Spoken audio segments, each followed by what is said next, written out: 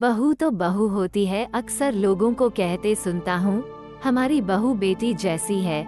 क्या आपने कभी किसी को कहते सुना है कि मम्मी बिल्कुल पापा जैसी है या पापा मम्मी जैसे हैं? नहीं, क्योंकि पापा पापा होते हैं और मम्मी मम्मी। उन्हें किसी के जैसा होने की जरूरत नहीं है। जब हम किसी के जैसा होना चाहते हैं तो अपने अस्तित्व पर ही प्रहार कर देते हैं। बहू बेटी जैसी होनी चाहिए, यह वाक्य बहू की पहचान पर प्रश्न उठाता है।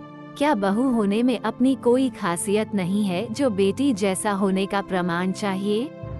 बहू होना क्या इतना बुरा है? कोई यह भी क्यों कहता है हम बहू को बेटी जैसा प्यार देंगे।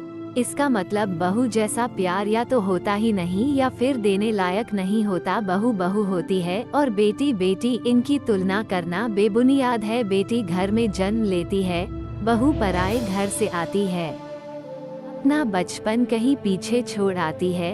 वो बेटी जैसी कैसे हो सकती है? और क्यों हो वो बेटी जैसी?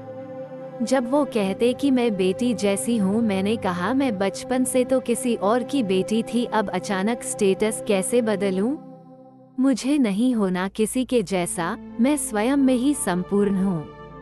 अगर हो सके तो मेरे बुरे वक्त में साथ खड़े रहना, मेरी स्वाभाविक कमजोरियों पर हंसना मत, मेरे मातृत्व पर सवाल मत खड़े करना, मुझे बेटी जैसा प्यार मत देना, पर मुझे बहू का सम्मान देना, मुझे बहू का प्यार देना। मैं बहू हूँ और बहू ही रहूंगी। बेटी तो मैं किसी की सालों पहले जन्मी थी, अब ये फिर से तो अगले जन्म में ही पाएगा। सहमत है तो शेयर करें। अगर आपको हमारे थॉट्स अच्छे लगे हो तो हमारे चैनल को सब्सक्राइब करें और कमेंट करें।